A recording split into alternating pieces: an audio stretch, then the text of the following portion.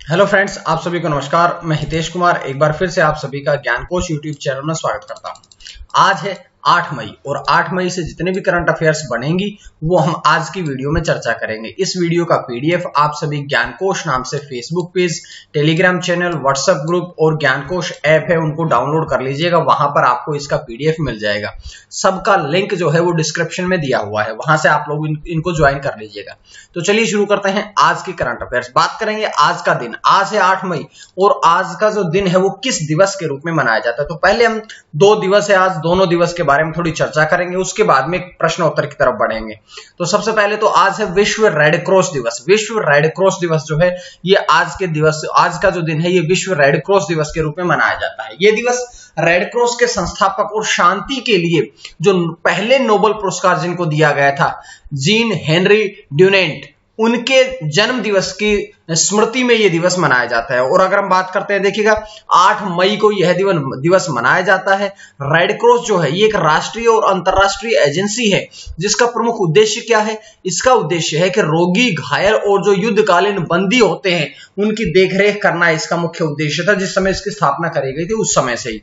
उसके बाद में बात करते हैं कि जो इसके संस्थापक है जीन हेनरी ड्यूनेंट, उनका जन्म जो था वो 8 मई 1828 में हुआ था और उनके जन्म दिवस को ही विश्व रेड क्रॉस दिवस के रूप में मनाया जाता है। बात कर लेंगे यहां से, ये इंटरनेशनल रेड क्रॉस और रेड क्रेसेंट मूवमेंट के द्वारा मनाया जाता है। तो इसके बारे में अगर हम थोड़ा पढ़ना चाहे तो इंटरनेशनल रेड क्रॉस की स्थापना जो थी वो 1863 में हेनरी ड्यूनेंट ने करी थी। कहां पर करी थी? तो ये जिनेवा, स्विट्जरलैंड में इसकी स्थापना करी गई थी। बात करते हैं कि जो इंटरनेशनल रेड क्रॉस है इसे 3 बार शांति के लिए नोबेल पुरस्कार दिया जा चुका है। कब कब दिया जा चुका? 1917 में, 1994 और 1963। 3 बार इसे नोबेल शांति के पुरस्कार से सम्मानित किया जा चुका है। इसका उद्देश्य क्या है? इसका उद्देश्य जैसा कि मैं बता चुका हूं कि युद्ध या विपदा के समय लोगों की सहायता करना ही इसका मुख्य उद्देश्य है। तो ये जानकारी हमने पहले प्रश्न से पढ़ी है, पहली जानकारी पहले दिवस से पढ़ी। अब आज का दिन जो है वो एक और दिवस के रूप में मनाया जाता है। क्या? विश्व थैलेसीमिया दिवस। विश्व वर्ल्ड थैलेसीमिया दिवस के रूप में भी आज का दिन जो है ये मनाया जाता है। अब देखिएगा थैलेसीमिया क्या होती है कि ये एक स्थायी और रक्त अनुवांशिक विकार, हमारे खून में पाए जाने वाले एक अनुवांशिक विकार है कि ये पीढ़ी दर पीढ़ी चलता है। इसके कारण क्या होता है कि जो रोगी होता है, जो बीमार व्यक्ति होता है, उसकी जो आरबीसी होती है, रेड रक्त कणिका होते हैं, उनमें पर्याप्त हीमोग्लोबिन नहीं बन पाता और अगर रक्त में हीमोग्लोबिन की कमी पाई जाती है, अगर किसी के भी खून में, रक्त में हीमोग्लोबिन की कमी पाई जाती है तो उसके कारण कौन सा रोग हो जाता है? उसके कारण एनीमिया रोग हो जाता है। और एक रोगी को जीवित रहने के लिए प्रत्येक 2 से तीसरे सप्ताह, हर दूसरे तीसरे सप्ताह बाद नया रक्त चढ़ाने की आवश्यकता उसे होती है। और यहां से एक बड़ी इंपॉर्टेंट बात मैं बता रहा हूं कि भारत में विश्व के सर्वाधिक थैलेसीमिया रोगी हैं। मतलब भारत को दुनिया की थैलेसीमिया राजधानी भी कहा जाता है। तो ये बात आप लोगों को मैंने आपसे बताई थी। उसके बाद अगला प्रश्न क्या है? पहला प्रश्न, आज का पहला प्रश्न, 8 मई का आज पहला प्रश्न आप लोगों की स्क्रीन पे आता है कि तमिलनाडु के मुख्यमंत्री कौन बने। देखिएगा तमिलनाडु राज्य जो है इसके मुख्यमंत्री कौन बने? इससे पहले भी मुख्यमंत्री थे लेकिन अब जो नए मुख्यमंत्री बने हैं वो कौन बने हैं? वे बने हैं एम.के. स्टालिन। एम.के. स्टालिन यानी कि ऑप्शन डी जो रहेगा वो आपका यहां से सही रहेगा। इसके बारे में पहले चर्चा करते हैं। क्या चर्चा करते हैं? पहले तो हम चारों ऑप्शन के बारे में चर्चा करेंगे। चारों ऑप्शन में सबसे पहले लिखा है मनोहर लाल खट्टर। मनोहर लाल खट्टर जो है वे हरियाणा राज्य के मुख्यमंत्री हैं। अमरिंदर सिंह जो है वे पंजाब राज्य के मुख्यमंत्री हैं। और केंद्र शासित प्रदेश दिल्ली के मुख्यमंत्री कौन है? अरविंद केजरीवाल। अब जो तमिलनाडु के मुख्यमंत्री हैं वो बने हैं एम.के. स्टालिन, यानी कि इस प्रश्न का ऑप्शन डी जो है वो आपका सही रहेगा। अब बात करते हैं इस प्रश्न के बारे में चर्चा। इसके बारे में क्या चर्चा है? देखिएगा एम.के. स्टालिन जो है वो डीएमके पार्टी के प्रमुख हैं जो कि अब तमिलनाडु के मुख्यमंत्री बने हैं। उन्हें शपथ किसने दिलवाई है? तो बनवारी लाल पुरोहित ने उन्हें इस पद की और गोपनीयता की शपथ दिलवाई है। बात कर लेते हैं कि उनके पिता जो थे एम करुणानिधि जो थे वे 5 बार तमिलनाडु के मुख्यमंत्री रह चुके थे और जो कि अब उनकी मृत्यु भी हो चुकी है। इससे पहले के पलानीस्वामी, मैंने आपसे कल की वीडियो में बताया था कि पलानीस्वामी तमिलनाडु के मुख्यमंत्री और केरल के मुख्यमंत्री दोनों ने इस्तीफा दिया था, तो पलानीस्वामी ने भी इस्तीफा दिया था, जिनके बाद M.K. स्टालिन जो है वे तमिलनाडु के मुख्यमंत्री बने हैं। यहां से देखिएगा उनकी पार्टी कौन सी है, उनकी पार्टी है DMK प्रमुख। DMK की फुल फॉर्म है द्रविड़ मुन्नेत्र कड़गम। मुख्यालय कहां पे है, इसका मुख्यालय है चेन्नई में और इसका गठन कब हुआ था, 1949 में, 1949 में इस पार्टी का गठन किया गया था। तो ये पूरी जानकारियां थी जो कि इस पहले प्रश्न से मैंने आपके सामने रखी है। उसके बाद आते हैं दूसरे प्रश्न की तरफ। तो देखिएगा गोपाल बंधु संबंधिका स्वास्थ्य बीमा योजना, गोपाल बंधु संबंधिका स्वास्थ्य बीमा योजना जो है ये किस राज्य में शुरू करी गई। अब ऐसा कौन सा राज्य है जिसमें कि ये नई स्वास्थ्य बीमा योजना शुरू करी गई। तो यहां से 4 प्रश्न आप लोगों के पास है। यहां से देखिएगा किसने किस राज्य में शुरू करी गई। तो यहां से ऑप्शन सी यानी कि ओडिशा राज्य में ये जो योजना है ये योजना शुरू करी गई है। तो ये जानकारियां यहां से मिली। लेकिन जो 3 ऑप्शन और है, इन तीनों ऑप्शन की भी 2021 की या हाल ही की एक योजना के बारे में पढ़ते हैं। राजस्थान ने शुरू करी थी इंदिरा रसोई योजना, उत्तर प्रदेश में युवा स्वरोजगार योजना, तमिलनाडु में स्वदेश दर्शन योजना। ये एक योजना है। बाकी हमने तीनों राज्यों के बारे में पढ़ी है और अब ओडिशा ने नई स्वास्थ्य बीमा योजना शुरू करी है। इसके द्वारा क्या होगा कि जो राज्य के 6500 से अधिक 6500 से अधिक जो पत्रकार है उनको क्या घोषित कर दिया गया है, उनको अब उन सभी पत्रकारों को अब कोरोना वायरस योद्धा घोषित कर दिया गया है। तो ये थोड़ा सा मिसप्रिंट हुआ है, उन्हें कोरोना वायरस योद्धा जो है ये घोषित कर दिया गया है। और इसके तहत क्या होगा कि प्रत्येक पत्रकार को 2 लाख रुपए का स्वास्थ्य बीमा कवर प्रदान किया जाएगा। 2 लाख रुपए का स्वास्थ्य बीमा कवर जो है ये अब उन सभी को प्रदान किया जाएगा। तो ये जानकारी हमने यहां से पढ़ी है।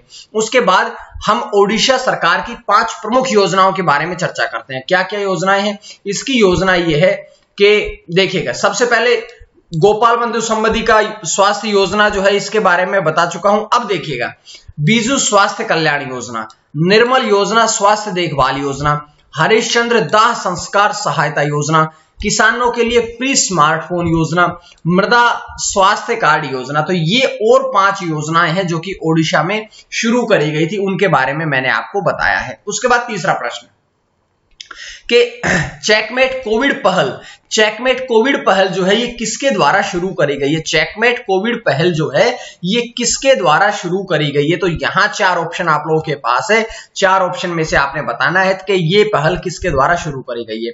तो ये पहल जो है ये ऑल इंडिया चेस फेडरेशन के द्वारा ये पहल जो है ये शुरू करी गई है। बात करते हैं इसके बारे में। पहले 4 ऑप्शन के बारे में थोड़ी जानकारियां। जैसे बीसीसीआई स्थापना कब हुई थी, 1928 में बीसीसीआई की स्थापना हुई थी, जिसके अध्यक्ष की अगर हम बात करें तो सौरव गांगुली जो हैं वे बीसीसीआई के अध्यक्ष हैं। हॉकी इंडिया की स्थापना 2009 में करी गई थी, जिसके अध्यक्ष हैं ज्ञानेंद्रो निगोम्बम। और अगर हम बात करें आईसीसी की, जिसकी स्थापना 1909 में करी गई थी, इसका मुख्यालय यूएई दुबई में है और इसके अध्यक्ष है ग्रेग बार्कले। तो ये जानकारियां तो हमने पहले इन 4 ऑप्शन के बारे में पढ़ ली है। लेकिन अब हम पढ़ेंगे इस प्रश्न के बारे में कि जो चेकमेट कोविड पहल जो है ये ऑल इंडिया चेस फेडरेशन के द्वारा शुरू करी गई है।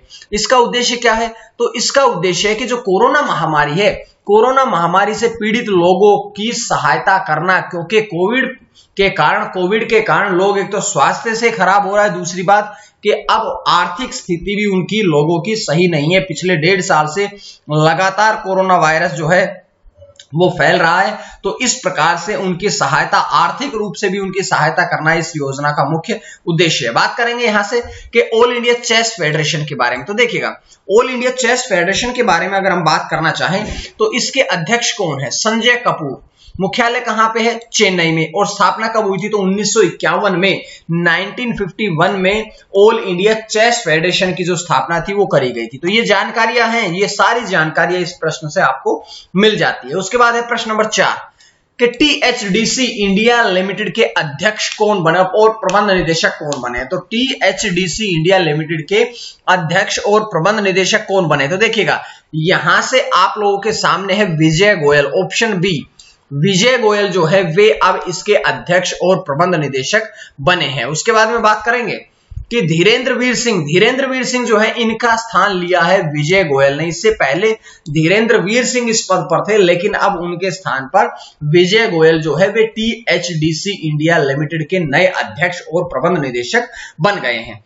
बात करते हैं श्रीकांत माधव वैद्य। श्रीकांत माधव वैद्य जो है वे अध्यक्ष है IOC के, IOC यानी कि इंडियन ऑयल कॉर्पोरेशन के अध्यक्ष है। बात करते हैं कुमार मंगलम बिरला। कुमार मंगलम बिरला जो है वे VI वोडाफोन इंडिया के अध्यक्ष हैं। तो ये सारी जानकारी हमने पढ़ लिया। अब देखिएगा कि विजय गोयल जो है वे 1990 में NHPC लिमिटेड में वरिष्ठ कार्मिक अधिकारी के रूप में शामिल हुए थे। किसका स्थान लिया है? धीरेन्द्रवीर सिंह का स्थान लिया है। अब देखिएगा यहां पर आपने एक टर्म पढ़ी है THDC। THDC का मतलब क्या है? तो इसकी फुल फॉर्म है तेहरी हाइड्रो डेवलपमेंट कॉर्पोरेशन, जिसकी स्थापना 12 जुलाई 1988 में हुई थी। 12 जुलाई 1988 में इसकी स्थापना हुई थी और इसका मुख्यालय अगर हम बात करें तो इसका मुख्यालय ऋषिकेश उत्तराखंड में इसका मुख्यालय है। तो ये सारी जानकारी हमें यहां से मिल जाती है। उसके बाद पांचवा प्रश्न कि देश के पहले ड्राइव इन वैक्सीनेशन सेंटर का अनावरण किसके द्वारा किया गया है? तो देखिएगा ये भारत देश का पहला ऐसा वैक्सीनेशन सेंटर है कि आपको वैक्सीनेशन के लिए लाया भी जाएगा और छोड़ के भी आपको घर पे आया जाएगा। तो इसका उद्घाटन अनावरण किसके द्वारा किया गया? तो इसका उद्घाटन जो है ये राहुल शेवाले, ऑप्शन ए राहुल शेवाले के द्वारा इसका उद्घाटन जो है ये किया गया है। बात कर लेते हैं यहां से। मनोज सिन्हा जो है वे वर्तमान में जम्मू कश्मीर के उपराज्यपाल हैं और गिरीश चंद्र मुर्मू पहले उपराज्यपाल थे, वर्तमान में कैग बना दिए गए थे। तो उसके बाद में बात करेंगे हम कि इसका उद्घाटन सांसद राहुल शेवाले द्वारा किया गया। कहां पर किया गया? मुंबई में किया गया। इसके द्वारा क्या हुआ? देखिए मुंबई में भी कहां कि ये मुंबई के दादर के कोहिनूर स्क्वायर टावर की पार्किंग में स्थापित किया गया है और उन लोगों को परिवहन की सुविधा प्रदान करता है। यह उन लोगों को परिवहन की सुविधा प्रदान करता है जिनके पास अपने वाहन नहीं है या वे लोग दिव्यांग हैं जो कि अपने आप नहीं आ सकते हैं कोरोना वैक्सीनेशन के लिए। अब उनको जाकर के गाड़ी में बुलाया जाएगा और उन्हें वैक्सीनेशन दिया जाएगा। तो ये उद्घाटन किया गया सांसद राहुल शेवाले ने। उसके बाद 5 प्रश्न के पश्चात हम बढ़ते हैं आज का प्रश्न। तो आज का प्रश्न क्या है कि बिलबोर्ड म्यूजिक अवार्ड 2021 में आइकन अवार्ड से किसे सम्मानित किया गया है? तो 4 ऑप्शन आप लोगों के पास है। आइकन अवार्ड से किसे सम्मानित किया गया है? तो ये बात आपने बतानी है। उसके बाद अगला प्रश्न, कल का प्रश्न। कल मैंने आपसे पूछा था कि इंटरनेशनल नो डाइट डे कब मनाया जाता है? तो इंटरनेशनल नो डाइट डे जो है ये कब मनाया जाता है? इसमें ये आपका सही आंसर है 6 मई। ऑप्शन सही है, बिल्कुल 6 मई को मनाया जाता है। जिसका सबसे बढ़िया जो जवाब दिया है वो दिया है प्रशांत शर्मा ने। प्रशांत शर्मा ने इसका जवाब सबसे बढ़िया दिया है। उन्होंने लिखा है कि इंटरनेशनल नो डाइट डे 6 मई को मनाया जाता है और पहली बार यह दिवस जो है ये यूके में, यूनाइटेड किंगडम में 1992 में मनाया गया था। और इस खास दिन को मनाने की शुरुआत सबसे पहले एक ब्रिटिश महिला मैरी इवांस ने करी थी और मैरी का उद्देश्य था लोगों को यह समझाना कि भाई वो जैसे है ना वैसा ही अपने आप को स्वीकार करे, जैसे वे हैं वैसा ही खुद को स्वयं को स्वीकार करे। ये उनका उद्देश्य था। तो आपको प्रशांत शर्मा को बहुत बहुत बधाई। उसके बाद अगला प्रश्न, 6ठा प्रश्न कि ताजा सब्जियों की डिलीवरी के लिए ऑटो चालकों के साथ में अनुबंध किस राज्य ने किया है? तो ताजा सब्जियों की डिलीवरी के लिए जो ऑटो चालकों के साथ में अनुबंध किया है ये किसने किया है? देखिएगा किसने किया है, तो ये किया है बिहार सरकार ने। ऑप्शन सी, बिहार सरकार ने अब ताजा सब्जियों के लिए डिलीवरी के लिए जो ऑटो चालक है उनके साथ में अनुबंध किया है। तो यहां से आपका ऑप्शन सी जो है वो आपका एकदम सटीक रहेगा। बात करेंगे पूरी जानकारी है इस प्रश्न से कि इस योजना के तहत क्या होगा कि जो ताजा सब्जियां होती हैं, ताजा सब्जियों की होम डिलीवरी या डोर टू डोर डिलीवरी करी जाएगी, क्योंकि कोरोना वायरस के कारण बहुत ज्यादा घरों से बाहर निकलना जरूरी नहीं है। इसलिए इसी बात को देखते हुए ताजा सब्जियों की होम डिलीवरी के लिए बिहार सरकार ने ऑटो चालकों के साथ में अनुबंध कर लिया है। यहां बिहार ने किया है तो बिहार के बारे में 2-4 बातें हम पढ़ेंगे। जैसे बिहार राज्य का निर्माण कब हुआ था? मार्च 1912 में इसका निर्माण हुआ था, लेकिन बिहार को एक स्वतंत्र राज्य का दर्जा जो था वो 26 जनवरी 1950 को दिया गया था। बिहार की राजधानी की अगर हम बात करें तो पटना जो है वो बिहार की राजधानी है। 38 जिले बिहार में हैं और सीएम मुख्यमंत्री कौन है? नीतीश कुमार। नीतीश कुमार जो है वे मुख्यमंत्री हैं। साथ साथ में राज्यपाल की अगर हम बात करें तो फागू चौहान जो हैं वे बिहार के राज्यपाल है, गवर्नर है। तो ये जानकारी हमें इस प्रश्न से मिली। उसके बाद 7वां प्रश्न कि पुडुचेरी के मुख्यमंत्री कौन बने हैं? पुडुचेरी के मुख्यमंत्री कौन बने हैं? देखिए बड़ा अच्छा प्रश्न, बड़ा इंपॉर्टेंट प्रश्न आप लोगों के लिए है। तो यहां से आपने देखना है कि कौन बने हैं। तो यहां से एन रंगास्वामी, ऑप्शन ए जो है वो आपका सही रहेगा कि पुडुचेरी के जो मुख्यमंत्री हैं वे एन रंगास्वामी जो हैं वे पुडुचेरी के मुख्यमंत्री वर्तमान में बने हैं। बात करेंगे हम 4 ऑप्शन के बारे में। 4 ऑप्शन में सबसे पहले लिखा है वीपी सिंह बदनौर, विजेंद्र पाल सिंह बदनौर। वीपी सिंह बदनौर का मतलब है विजेंद्र पाल सिंह बदनौर, जो कि चंडीगढ़ केंद्र शासित प्रदेश के उपराज्यपाल हैं। राधाकृष्ण माथुर, आर के माथुर, जो कि लद्दाख के उपराज्यपाल हैं। अनिल बैजल, जो कि दिल्ली के उपराज्यपाल है 2016 से। तो ये पूरी जानकारी हमने विकल्पों से पढ़ी है। उसके बाद में इस प्रश्न की जानकारी देख लीजिएगा कि उन्हें इस पद की शपथ किसने दिलवाई है। तो उपराज्यपाल यानी कि lieutenant governor doctor Tamilisai Soundararajan द्वारा उन्हें उसके पद की, मुख्यमंत्री के पद की और गोपनीयता की जो है शपथ दिलवाई गई है। वे चौथी बार एनडीए सरकार का नेतृत्व कर रहे हैं। जो एन रंगास्वामी है वे चौथी बार एनडीए सरकार का नेतृत्व करते हुए मुख्यमंत्री बने हैं। पहली बार कब बने थे? 2001 से 8 तक, दूसरी बार 2011 से 16 तक, तीसरी बार 2016 से 2021 तक बने रहे और अब वो चौथी बार बनेंगे 2021 में, चौथी बार पुडुचेरी के मुख्यमंत्री बनेंगे। बात करेंगे हम यहां से थोड़ी जानकारियां कि पुडुचेरी केंद्र शासित प्रदेश का गठन कब हुआ था। तो 1 नवंबर 1954 को केंद्र शासित प्रदेश पुडुचेरी का गठन किया गया था। तो 7 प्रश्न आपके समाप्त। उसके बाद 8वां प्रश्न कि आयुर्वेदिक डॉक्टर ऑन व्हील्स कोल सेवा का शुभारंभ किसके द्वारा किया गया? आयुर्वेदिक डॉक्टर ऑन कोल, सुनिएगा, आयुर्वेदिक डॉक्टर ऑन कोल सेवा का शुभारंभ किसके द्वारा किया गया है? तो इसका शुभारंभ जो है वो ऑप्शन ए यानी कि आयुर्वेद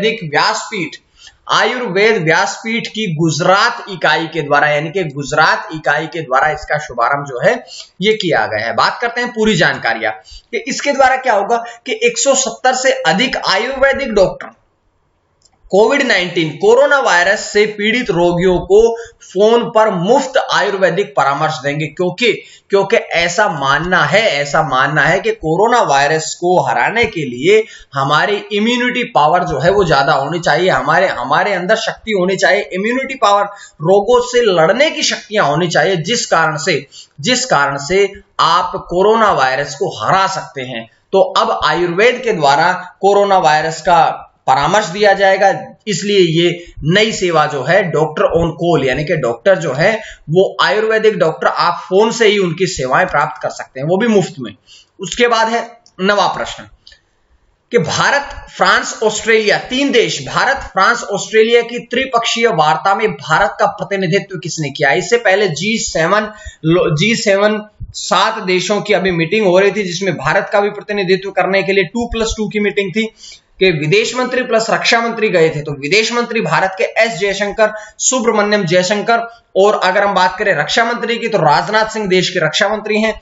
अब इसमें भारत का प्रतिनिधित्व जिसने किया है वो क्या है? डॉक्टर एस जयशंकर, यानी कि डॉक्टर विदेश मंत्री डॉक्टर एस सुब्रमण्यम जयशंकर द्वारा। अब बात करेंगे फ्रांस का प्रतिनिधित्व किया है जीन यवेश ले ड्रियाल, और ऑस्ट्रेलिया का जो प्रतिनिधित्व किया है वो किया है सीनेटर मारिश पायने द्वारा। तो ये तीनों के द्वारा हमने जानकारियां मिलेगी। अब देखिएगा, इसमें मैं बता चुका हूं कि G7 विदेश मंत्रियों की बैठक के अवसर पर इस त्रिपक्षीय वार्ता का आयोजन किया गया था। इससे पहले सितंबर 2020 में भी इस प्रकार की त्रिपक्षीय वार्ता जो थी इसका आयोजन किया गया था। और G7 देश, G7 ग्रुप ऑफ 7, 7 देशों का समूह जो था, जिसमें Canada, France, Germany, Italy, Japan, United kingdom और अमेरिका भी शामिल है।